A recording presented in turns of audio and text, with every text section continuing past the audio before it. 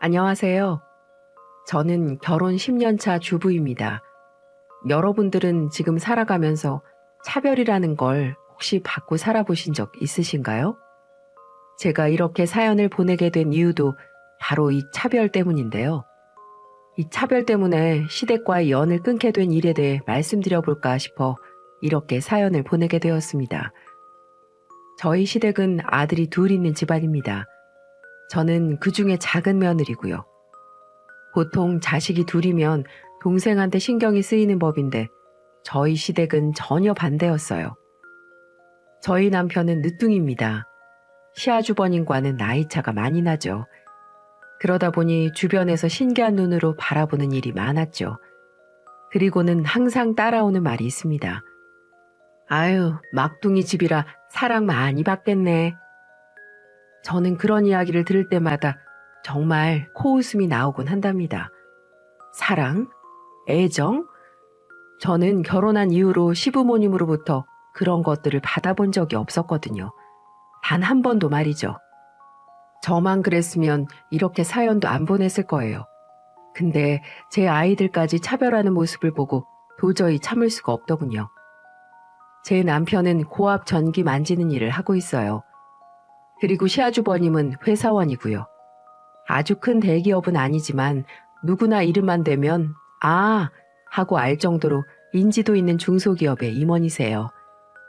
저희 시부모님들은 펜대 잡는 첫째는 애지중지 하시지만 고된이라는 둘째는 거들떠도 보지 않으십니다. 또 교사로 일하는 형님 손끝엔 물 한 방울 묻히지 않으려고 안달복달 하시지만 저는 언제나 주방에서 서서 일해야 하고 잠깐이라도 앉을라 치면 엉덩이가 그렇게 무거워서 어디다 쓰냐며 핀잔을 듣곤 하죠. 처음엔 직업 때문에 그런가 했습니다. 남편이 혹시 부모님이 반대하는 직업을 선택해서 그렇게 미워하시나 싶어서 결혼 초에 한번 물어본 적도 있었어요. 자기 혹시 부모님이 전기 만지는 거 반대하셨어? 어? 무슨 소리야. 취업 잘 되니까 전기 기술 배우라고 한 게 어머니였는데? 아니 근데 왜 그렇게 차별을 하셔? 아주버님은 맨날 우리 아들 하면서 주변에 자랑하셔도 자기 얘기 나오면 입 꾹 다무시잖아. 맨날 머리 나빠서 험한 일 한다고 무시하시고. 아, 뭐 내가 기억하는 모든 순간에 어머니는 형을 더 예뻐하셨어. 그래서 국민학교 입학할 때부터 엄마가 그러셨었어. 넌 대학 같은 거 갈 생각하지 말고 그냥 기술이나 배우라고. 뭐? 좀 너무하신 거 아니야? 어쩌겠어. 내가 둘째로 태어난 걸. 그래서 고등학교도 공고로 가고 졸업하자마자 바로 취업한 거야. 전기 쪽이 취업 잘 된다고 엄마가 무조건 전기 배우라고 그러셨거든. 저는 항상 남편의 직업에 자부심을 느끼고 있었습니다.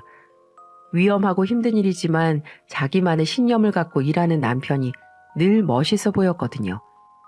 그런데 그 얘기를 듣자 남편이 너무 안쓰러워 보이기 시작했습니다. 그래서 남편을 품에 꼭 안고 한참을 울었어요. 왜 그렇게 눈물이 나던지요. 누가 보면 주워온 자식 억지로 키우는 것처럼 시부모님은 제 남편에게만 엄격했습니다. 결혼할 때도 형님 댁은 집도 해주고 차도 해줬다는데 저희는 집은커녕 신혼집에 살림살이, 자동차 전부 저희 힘으로 구하거나 대출을 받아서 사야 했거든요. 정말 10원 한 푼도 안 도와주셨어요. 예, 큰놈 장가 보낼 때 있는 돈 없는 돈 다 끌어모아서 집 사주고 뭐하다 보니 둘째 놈 뭐 해줄 게 하나도 없네. 그러니 너무 섭섭해하지 말고 밑바닥부터 차근차근 올라간다 생각하고 열심히 살아라. 처음부터 높은 데부터 생활하면 금방 내려오는 법이야. 내 말 무슨 말인 줄 알았지? 이렇게 말씀하시는 겁니다. 차라리 말이라도 하지 않으셨으면 그럼 형님네는 처음부터 높은 데부터 시작한 건 대체 뭘까요? 무슨 설득을 하더라도 말이 되게 설득을 하셔야지. 아무튼 전 그때부터 시댁이 마음에 들지 않았습니다. 그렇게 10년의 세월이 흘렀어요. 그동안 저희는 조금씩 자리를 잡아갔고 처음에 월세부터 시작해서 월세에서 전세로 투룸, 쓰리룸으로 점점 살림을 늘여나갔죠. 그 사이에 토끼 같은 아이들도 낳았고요. 근데 여기서 여러분 얼마나 어이없는 일이 생긴 줄 아시나요? 세상에나 큰 놈 작은 놈 차별한 것도 모자라서 이제는 손주 새끼들마저 차별을 하기 시작하는 겁니다. 저희 첫째는 작년에 초등학교에 입학했고 둘째는 이제 막 세돌이 지났습니다. 형님네는 결혼은 일찍 했지만 난임 때문에 임신이 늦어져서 아이들 나이가 저희 애들이랑 비슷해요. 저희 애들보다 한두 살 많은 정도죠. 근데 여기서 문제가 형님네 애들은 하나의 인격체로 존중해 주시고 내 새끼들 하면서 예뻐해 주시는데 저희 애들은 항상 구박대기였어요. 울면 시끄럽게 운다, 웃으면 실없이 웃는다. 가만히 있으면 저건 바보라 멍하니 있는다. 진짜 온갖 막말을 다 하셨죠. 그렇게 형님네 애들은 뭘 해도 예뻐하셨습니다. 아유, 우리 승준이 혜준이는 어쩜 이렇게 하는 짓이 예쁠고 누구 손주야 우리 똥강아지들? 할머니 손주. 그렇지. 아이고 잘한다. 뭐 갖고 싶은 거 없어? 이 할미가 다 사줄게. 할애비도 여기 있다. 내 새끼들 하고 싶은 거 있으면 언제든지 말해. 할애비가 다 해주마. 형님네 애들이 우주여행을 가고 싶다고 하면 정말 우주라도 보내줄 기세였어요. 반면에 저희 애들한텐 한없이 냉정했죠. 저희 첫째는 워낙 정이 많아서 잘 모르는 사람한테도 이름을 물어보거나 먼저 살갑게 다가가서 인사하는 경우가 많아요. 하물며 할아버지 할머니인데 오죽할까요? 종종 시댁에 갈 때면 그 작은 아이가 먼저 다가가 할머니 할아버지 안녕하세요. 시우 왔어요. 시우 안 보고 싶었어요? 하면서 애교를 부리는데도 표정 하나 안 변하더군요. 오히려 애한테 무안을 주는 일이 많았어요. TV 안 보이니까 좀 비켜. 아유 얘는 누굴 닮아서 이렇게 물색이 없어. 사내 놈이 기생 오래비처럼 생겨가지고 쓸데도 없고. 저는 그럴 때면 큰 소리까진 아니어도 시부모님께 한마디씩 하곤 했습니다. 어머님 아버님 너무하신 거 아니에요?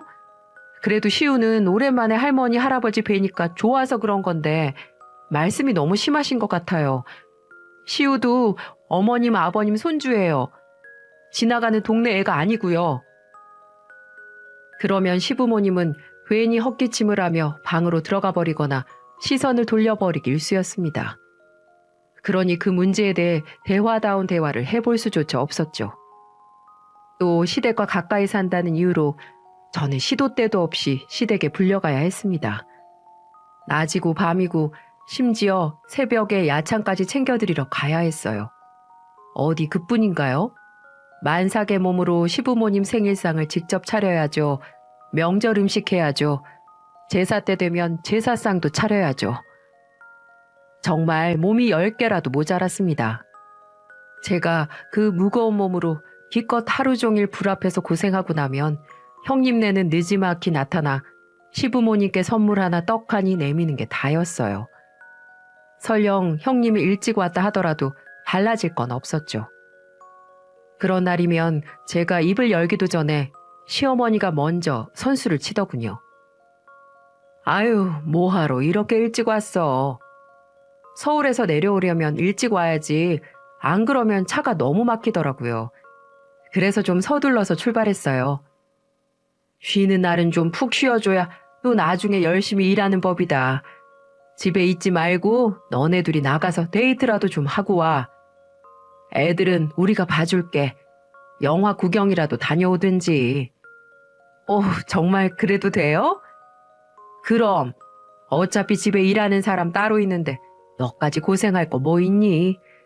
우리 귀한 큰 며느님은 편안하게 놀다가 저녁에 오세요. 제사 준비 다 되면 부를 테니까 걱정하지 말고. 그러면 형님은 저를 셀록 쳐다보고는 동서 고생해 한마디만 남긴 채 집을 나서곤 했습니다. 그때부터 저는 지옥이었죠. 음식은 음식대로 해야지. 당신들이 봐주겠다며 놓고 가라던 형님네 애들까지 저보고 보라고 떠미는 시부모님 때문에 졸지에 애 넷을 봐야 하는 처지였으니 말입니다. 물론 남편이 도와주는 때도 있었습니다. 하지만 남편은 일의 특성상 한 번 출장을 가면 오랫동안 돌아오기가 힘들어서 대부분의 집안 행사는 저의 몫이었어요. 그럴 때면 정말 다 뒤집어 엎고 도망이라도 가고 싶었지만 내가 있어도 우리 애들을 천덕꾸러기 취급하는데 나까지 없으면 시부모님들은 정말 내 자식들을 어디 갖다 버릴 수도 있겠다 싶어서 차마 나오지 못하고 꾹꾹 참기만 했죠. 또 저희 집과 시댁은 불과 걸어서 5분 거리였지만 시부모님들은 저희 아이들을 단 한 번도 봐준 적이 없습니다. 서울 사는 형님네 애들은 틈만 나면 데리고 내려와라, 봐주겠다, 너희들은 놀고 와라, 이렇게 생색이란 생색은 다 내시면서 정작 제가 급할 때 저희 아이들 잠깐 맡기려고 하면 결사반대를 하시더군요. 그러다 엄마가 사고가 나서 병원에 급히 가봐야 되는 상황이 있었어요. 여러분, 보통 친정엄마가 다쳤다고 하면 보통의 어머님들 같으면 아이고 무슨 일이다니 어서 가봐라, 애들은 신경 쓰지 말고 이렇게 말을 하지 않으시나요? 하지만 어머님은 이런 순간에도 철저히 저를 외면하셨습니다. 어머님, 저희 엄마가 지금 쓰러지셔서 응급실에 계시다는데 애들 데리고 가기가 좀 그래서요. 1시간만 애들 좀 봐주시면 안 될까요? 진짜 금방 올게요. 엄마 얼굴만 보고 올게요. 아유, 나는 애들 못 본다.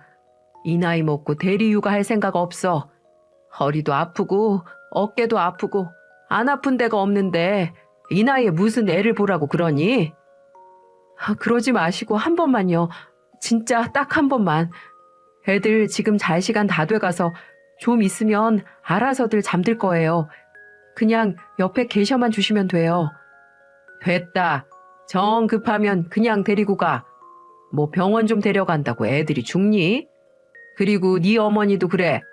이 시간에 시집간 딸을 응급실로 불러내면 어떡해? 출가 외인이란 말도 모르시나? 웬만큼 큰 병 드신 거 아니면 혼자 택시 타고 가시라고 해. 괜히 여러 사람 고생시키지 말고. 제가 놀러 가려는 것도 아니고 엄마가 쓰러지셔서 잠깐 상태 확인만 좀 하고 오겠다는데 그걸 안 받아주시더군요. 결국 저는 갓난 애를 업고 이제 막 걸음 많은 애 손을 잡고 병원 응급실까지 다녀왔습니다. 그날 집으로 돌아오면서 눈물이 줄줄 흐르더군요. 다른 것보다도 엄마한테 그런 꼴을 보이는 게 너무 죄송스럽고 자존심이 상했어요. 그래서 결심했죠. 시부모님한테 정말 아무것도 기대하지 않고 내 할도리만 하고 살겠다고요. 그런데 사건은 지난 설날에 터졌습니다. 형님네 애들은 쌍둥이인데 몇 년 전에 초등학교에 입학하면서부터 세뱃돈을 받기 시작했어요. 처음부터 그 어린애들 손에 5만 원짜리를 턱턱 안겨주시더군요. 그래서 사실 내심 기대했습니다. 5만 원까지는 아니더라도 그래도 우리 애도 초등학교 들어가면 세뱃돈 주기 시작하시겠지 하면서 말이에요. 세뱃돈 주고받고 하다 보면 우리 애한테 정도 붙이실 수 있으시겠지 하는 기대로 아이가 초등학교에 입학하기만 기다렸는데 저를 기다리는 건 살가워지는 고부관계가 아니라 어이없는 광경이었습니다. 지난 설날 아이들이 나란히 서서 시부모님께 세배를 드렸죠. 저희도 형님네도 모두 언제 애들이 이렇게 컸냐며 감탄하고 있을 때 이제 세뱃돈을 주겠다는 시아버님의 말씀이 있었습니다. 저희 작은 애는 아직 학교에 입학하지도 못했고 경제관념도 없어 어차피 세뱃돈을 주시지 않을 게 뻔했기에 저는 둘째를 뒤쪽으로 불렀는데 그때 아버님이 저를 말리시더군요. 세배를 했으면 똑같이 세뱃돈을 받아야지. 누구는 주고 누구는 안 주고 그러면 못 써. 둘째 이리 보내거라. 저는 내심 아버님께 정말 감동했어요. 이제라도 정말 우리 아이들이라도 예뻐해 주시려나 보다라고 생각했죠. 그런데 웬걸 형님네 큰애한텐 세뱃돈 5만 원, 작은 애한테 5만 원을 주시고 나니 손에 남는 돈이 없더군요. 그리고는 뒷주머니에 손을 넣어 꼬깃꼬깃 접힌 지폐 2장을 꺼냈습니다. 파란색 빛을 띠는 1,000원짜리 2장이었죠. 그 1,000원짜리 2장을 저희 애들에게 내밀며 시아버님은 돈 귀한 줄 알아야 한다. 허튼 데 쓰지 말고 학용품 사는 데 써. 알았지? 하며 엄한 목소리를 내시더군요. 애들이 겁을 먹고 제게 달려올 정도로 말입니다. 그 순간 저는 정말 돌아버린다는 말이 무슨 뜻인지 알겠더군요. 지금까지 날 무시하는 것도, 내 남편을 무시하는 것도, 우리를 차별하는 것도 꾹꾹 참아왔는데 꼬깃꼬깃 접힌 1,000원짜리 2장이 제 분노를 폭발시켜버렸죠. 저는 그 순간 악을 지르며 소리쳤습니다. 진짜 해도 너무하세요. 어떻게 이러실 수가 있어요? 저희 애들이 거지예요? 아버님한텐 형님네 애들만 손주고 저희 애들은 어디 길 가는 거지들인가요? 얘가 지금 어디 시어른 앞에서 큰 소리를 치고 있어? 제가 지금 큰 소리 안 치게 생겼어요? 형님네 애들은 학교 들어가자마자 세뱃돈이 5만 원이었는데 저희 애들은 뭐예요? 딸랑 1,000원? 그것도 아껴 쓰라고요? 아버님, 요즘 과자도 1,000원이 넘어요. 지금 놀리시는 거예요? 차라리 주지 말지 그러셨어요. 차라리 그냥 안 줬으면 차별하나 보다 하지 이렇게 무시당하는 기분은 안 들었을 거예요. 이 못돼 먹은 것이 어디서 눈을 똑바로 뜨고? 저 이 집안 며느리 그만둘게요. 사표 낸다고요. 우리 애들 이런 취급받으면서 살게 할 생각도 없고 저도 더 이상 형님네만 차별하는 어머님 아버님이랑 얼굴 보고 싶지도 않아요. 그이 출장에서 돌아오는 대로 이혼 수속 밟을 테니까 그렇게 알고 계세요. 저는 그대로 시댁을 나섰습니다. 그리고 곧장 2시간 거리의 친정으로 향했어요. 친정에 가서 엄마 아빠를 붙잡고 그동안의 일을 모두 털어놓았습니다. 그러자 엄마 아빠도 크게 분노하시더군요. 그런 못 배워먹은 집구석을 봤나? 어디 남의 귀한 애들을 차별이야 차별이. 아유 그러게요. 원래 늦둥이 두면 늦둥이한테 더 정이 가기 마련인데 아니 원 주어원 애도 아니고 해도 너무하네요. 너 마음 단단히 먹어. 이대로 이혼해도 우리는 절대 반대 안 할 테니까 네가 중심 딱 잡고 네 자식들 지켜내. 알겠어? 네, 아빠. 그리고 그날 밤 남편이 저희 친정으로 허겁지겁 달려왔습니다. 늘 가족들 먹여 살려야 한다고 우리 애들만큼은 자기처럼 힘든 일 안 시킨다고 명절이고 주말이고 없이 일하던 사람이었는데 시댁에서 연락을 받았는지 어쨌는지 저희 집으로 한달음에 달려왔더군요. 남편은 저희 부모님 앞에서 곧바로 무릎을 꿇고 고개를 조아렸습니다. 장모님, 장인어른, 죄송합니다. 제가 잘못했어요. 이혼만큼은 막아주세요. 전 애들 엄마랑 이혼하고 싶은 생각이 없습니다. 자네도 힘들게 산 거 알아. 다 들었어. 근데 자네 집안에서 그렇게 나오면 자네가 방패가 되어줬어야지. 지금까지 뭘 한 거야?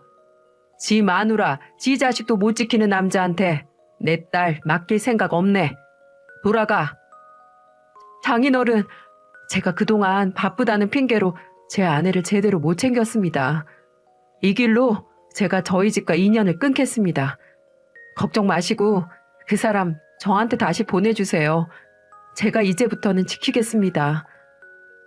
예상치 못했던 남편의 말에 아빠도 엄마도 그리고 방에서 그 이야기를 모두 듣고 있던 저도 깜짝 놀랐습니다. 설마 진짜 집안과 인연을 끊겠나. 그래도 저 정도 다짐을 한 것만으로도 대단하다라는 생각에 저는 다시 집으로 돌아갔죠. 그런데 남편의 다짐은 말뿐이 아니었습니다. 남편은 시부모님 댁에 드리던 생활비 용돈을 모두 끊어버렸어요. 그리고 제게 연락도 받지 말라고 번호를 차단시켰고 당연히 시댁에 가지도 않았죠. 그리고 제 앞에서 남편은 시어머니께 마지막 전화를 걸었습니다. 엄마, 저 그동안 평생 참고 살았어요.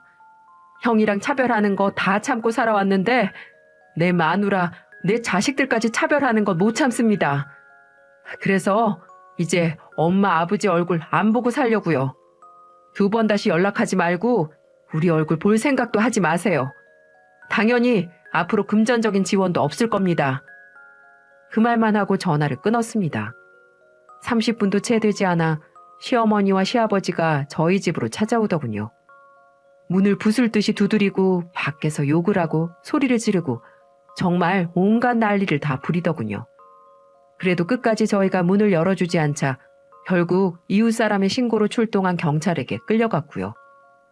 휴대폰이 불이 나지 않을까 싶을 정도로 끊임없이 전화가 오고 문자가 오고 차단하면 형님 번호로 그마저도 차단하면 친구 핸드폰까지 빌려서 연락을 하시더군요. 그래도 단 한 통도 답하지 않았습니다. 남편이 굳게 마음먹은 만큼 저도 제 자식들 지키려면 마음을 굳게 먹어야 했으니까요. 그렇게 반년 동안 시댁과 연락을 끊고 지냈습니다. 남편은 평생 안 보고 살 거라고 했지만 그 다음 추석쯤 되었을 때 소식이 좀 궁금하긴 하더라고요. 뭔가 마음 한켠에 쌓인 복수심도 아직 다 가라앉지 않은 상태였고요. 그래서 남편을 졸라 시댁으로 향했어요.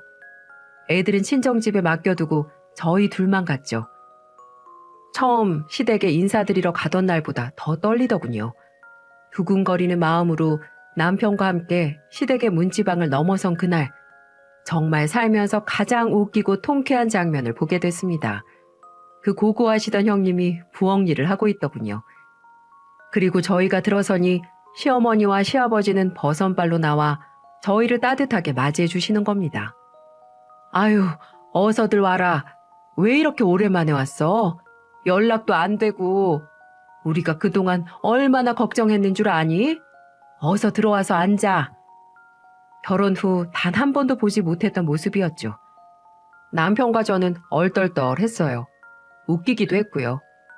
생활비에 용돈에 지원해드릴 거 다 해드릴 땐 아무것도 안 해주는 큰아들이 최고라고 차별하던 분들이 저희가 갑자기 지원을 끊으니까 저희한테 설설 긴다는 게 말이죠.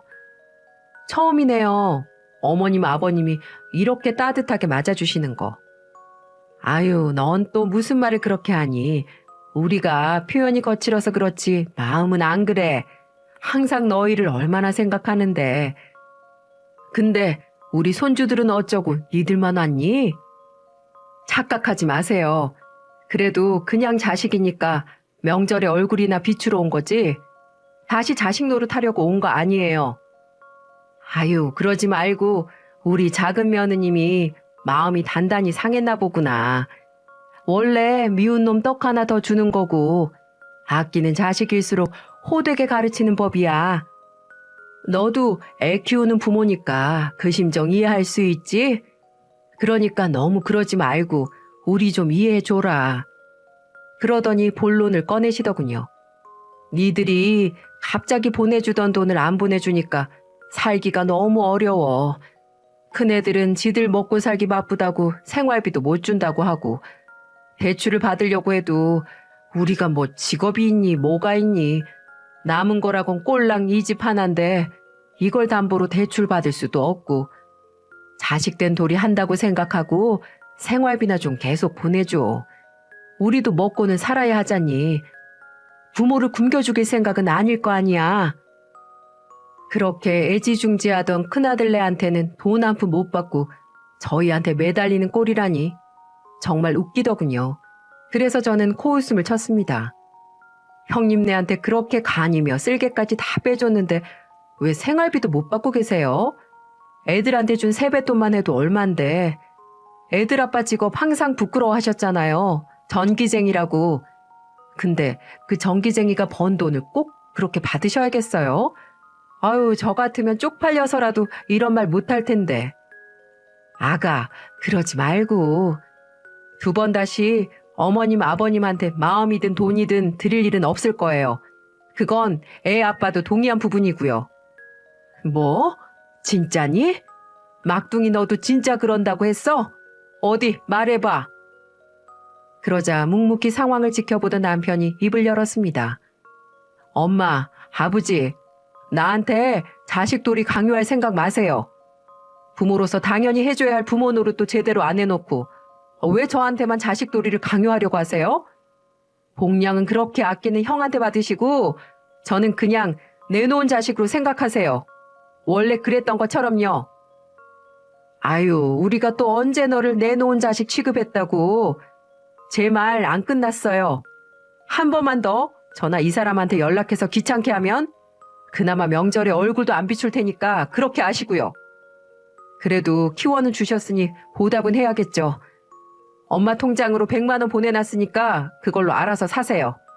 이제 그 이상은 단 한 푼도 이 집 구석에 가져올 생각 없어요. 아유, 얘들아. 미안하다, 미안해. 이러지 말고 우리 말로 하자. 어? 너희 아니면 누가 우릴 복량하니? 누가 우릴 먹여 살려? 시어머니가 갑자기 저희 앞에 무릎을 꿇더니 눈물로 호소하더군요. 내가 다 잘못했다. 내가 잘못했어. 사실 너 낳고 싶은 생각이 없었는데 네 할머니가 하도 둘째 그렇게 노래를 불러서 낳는 바람에 낳고 싶은 생각이 없었다고요? 그게 지금 자식한테 할 소리예요?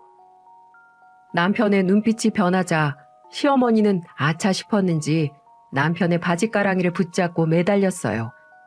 아니, 그게 아니라 내 말은 계획에 없었던 임신이었고 그래서 내가 많이 당황했었다는 거지. 그땐 나도 어렸으니까 그 정도는 이해해 줄 수 없겠니? 그래서 평생을 차별했다고요? 그게 말이 된다고 생각해요? 그냥 널 보면 미웠어. 너 낳고 변한 내 몸도 싫고 내 처지도 싫고 다 싫었어. 그래서 그랬어. 그래도 부모인데 어떻게 인연을 끊으려고 하니? 나중에 우리 더 늙고 병들면 우리 누구랑 살라고? 큰애들은 벌써부터 우리 못 모신다고 딱 잘라 말하던데. 그렇게 차별을 하고 편애를 했는데 결국 큰아들한텐 버림받게 되셨네요. 근데 어쩌죠? 전 형처럼 사랑을 받은 적도 없고 지원을 받은 적도 없어서 두 분 책임질 생각이 더더욱 없는데 해지라도 주우세요. 두 분 먹고는 살아야죠. 그렇게 미워하던 우리한테 손 벌릴 생각 하지 마시고 앞으로는 두 분이 알아서 사세요. 차별을 하든 안 하든 이제 나도 신경 안 쓸 테니까. 남편은 붉어진 눈으로 그 말만 남긴 채 제 손을 잡고 시댁에서 뛰쳐나왔습니다. 그리고 지금까지 저희와 시댁은 왕래 없이 연락 한 통 없이 지내고 있어요. 물론 경제적인 지원은 당연히 없고요. 소문으로 듣자 하니 시부모님 두 분은 집을 팔고 자신들이 전세 사는 조건으로 돌렸다고 하더군요. 그렇게 잠시 생활할 생활비 정도는 벌었나 본데 그 돈이 다 떨어지면 과연 어떻게 될지. 그 사건 이후로 큰아들 내외도 부모님이 자기들한테 빌붙을까봐 걱정됐는지 연락을 끊었다고 합니다. 차별과 편애로 얼룩진 자식 사랑의 말로는 결국 쓸쓸한 고독뿐이라는 걸 보여주는 반증 같달까요? 물론 차별은 있을 수 있어요. 모든 마음이 자로잰 듯 똑같을 수 없기 때문이죠.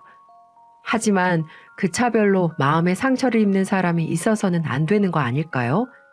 그리고 무엇보다 어린아이들을 차별한다는 건 너무 비열한 행동 아닐까요? 시부모님을 보며 저는 마음먹은 게 하나 있습니다. 절대 저렇게는 늙지 말아야지. 속물처럼 내 자식 등급 나누고 내 손주들 차별해가면서 살지 말아야지 하는 다짐을 했어요. 물론 이 아이들이 커서 손주를 보게 해주려면 아직 한 20년도 더 있어야 하겠지만 말이에요. 사람은 뿌린 대로 거둔다고 합니다. 누군가 여러분에게 상처를 준다면 그 사람은 결국 자기가 받은 상처 그대로 다시 거두게 될 거예요. 너무 혼자 좌절하지 마시고 오늘 하루도 행복하게 보내셨으면 좋겠습니다. 지금까지 긴 이야기 들어주셔서 감사합니다.